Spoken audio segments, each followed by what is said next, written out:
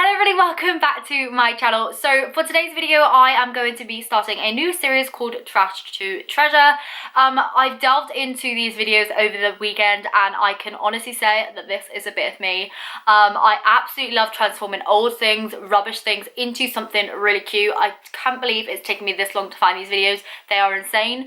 Usually the premise behind it is people finding stuff from like thrift stores, charity shops, car boots and stuff like that and transforming it into like really cute home decor pieces, furniture pieces, even like different clothes and everything, and I absolutely love the idea of that. So for today's video, I'm actually going to be turning 3 pieces of like actual rubbish, recycling, like my own trash, into treasure, just because I think that we need to make use of stuff we already have, and for this video I thought I would do that.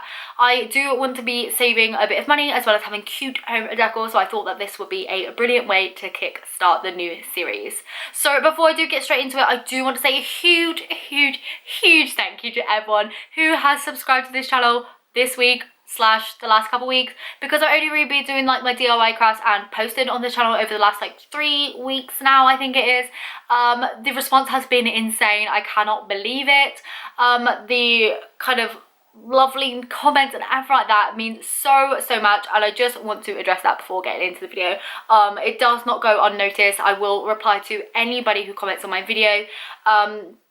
Yeah, thank you so much. Thank you so much to anyone who's hit the subscribe button, the like button, has commented anything. It just really means the world. I think we're almost at 1,800 subscribers as I'm filming this, and last week we didn't even have 800, so we've gained like a whole new 1,000 people. Anyway, I'm gonna stop rambling on because I do not want to take up any more of your time than I have to. So yeah, hopefully you enjoy the video and can take away a little bit of inspiration. So for the first DIY, I'm actually taking this glass jar, and this is just an old bolognese jar. I'm also taking this little ceramic hanging decoration I got in Hobbycraft. I got this quite a few weeks ago, but I've never found a use for it. But I just took some E6000 glue and really put loads of it on there and just glued the ceramic decoration to the top.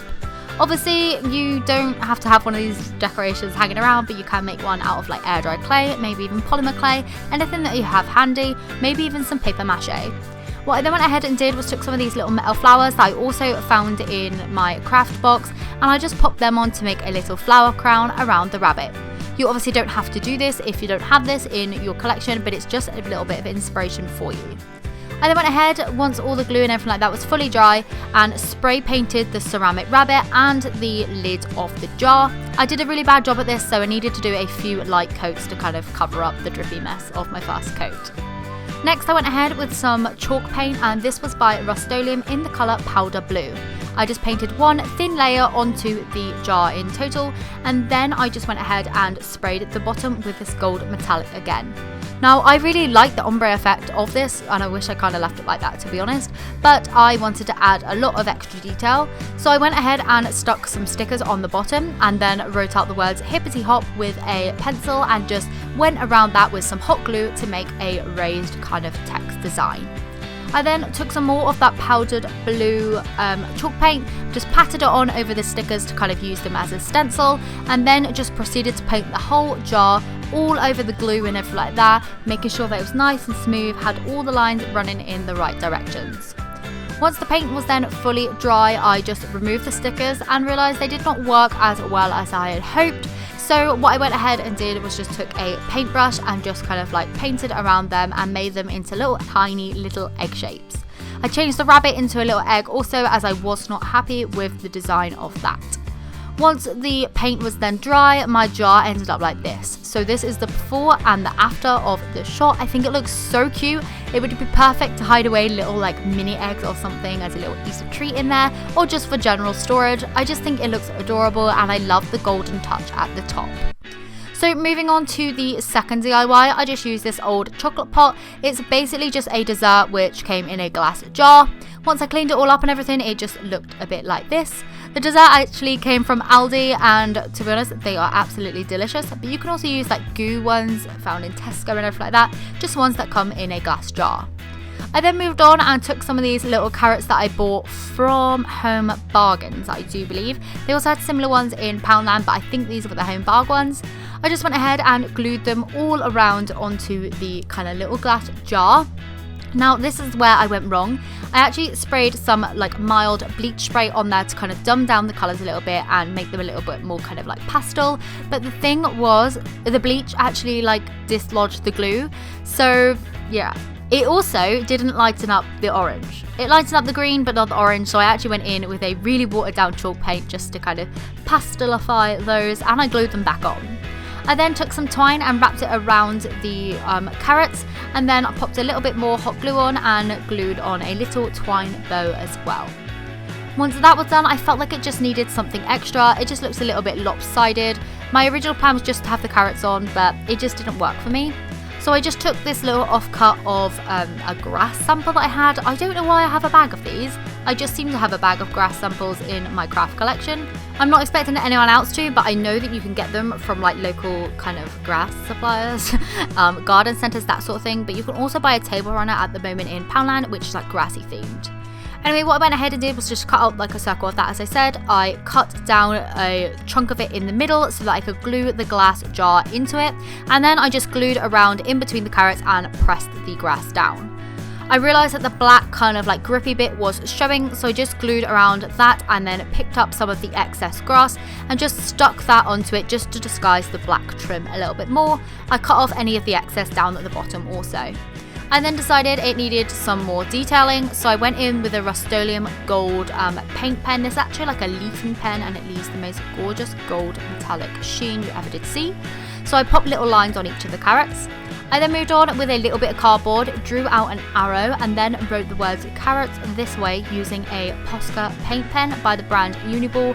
I love these, they're basically just acrylic paint in a pen form, which makes it super easy to control. I glued this onto a cocktail stick and then just cut that down to size and just glued it down onto like the grassy bit so it looked like the sign was kind of pointing towards the carrots. As you can see, I did put the word carrot on the other side and wrote it too big, but you can always, you know, have a second go once it's double-sided card. So I just hot glued that and held it into place as it dried, and once fully dried, my little container was then complete. So this is the before and the after. I think it's so cute. I've just kept it with my little bunny decoration from Home Bargains. I popped a little votive in there. I'm not going to light it. It's purely for decorational purposes so I don't melt anything, but I think it looks really cute. For the third and final DIY today, I actually just took this baked bean tin. I took all of the labels and everything off of it. I just washed it in my washing up bowl with some washing up liquid. I wrapped a little piece of twine around it and then tied off another little bow and hot glued that into place. I then took my Big Shot die machine and just used this die cutter along with like a tag from the birdhouse that I did in my Poundland video not so long ago, and I just painted this with a black acrylic paint, putting 4 layers on in total, just really thin ones so that I would cover up all of this text and everything. I then went ahead and took my Posca pen once again and just wrote out the word spring. I realised I made my text a little lumpy bumpy, so I went over it a few times just to make it a little bit thicker and a more neater. I then took some hot glue on the back and just hot glued this sign onto the front of the tin. I think this looks so adorable. The text just kind of looks like a bit Ray Dunn inspired and I think it's so cute. I then took 2 sprigs of these fake daffodils. One came from Home Bargains and this one here with the 3 flowers on it came from Dunelm. The Home Bargains ones for all of this was 79p and the Dunelm one was 1.75, but I like the flowers on it and thought I would mix match them together to make a cute little design. So just pop them all in there and that's what the little baked bean tin looked like. I think it just looks adorable. So that is the end of this video. I hope you liked it. Let me know what you think of these 3 DIYs. I was really I'm in an RN about making a few of them because I have included a few rubbish kind of recycling little DIYs in some other videos. I do have a few coming up over the next couple weeks that are kind of planned. I'm still going to be doing Easter with DIYs, like springtime DIYs for the next like 1 to 2 weeks, maybe like that. I might do them right up to Easter because I'm really enjoying having it and having the spring decor out and everything. And to be honest, they're that budget friendly that you can do them right up to like Easter, have them up for a week and then save them till next year. It's not going to hurt anyone, you know? So yeah, hopefully you enjoyed this video. If you did, please do give it a thumbs up as it does help me to know what type of content that you may want to see on this channel, what you're enjoying and everything like that. Thank you so much for joining me today. It honestly means the world. You know that because I closed my eyes and really felt it. So yeah, hopefully you enjoyed this video, and I will see you in my next one, which will be another DIY video.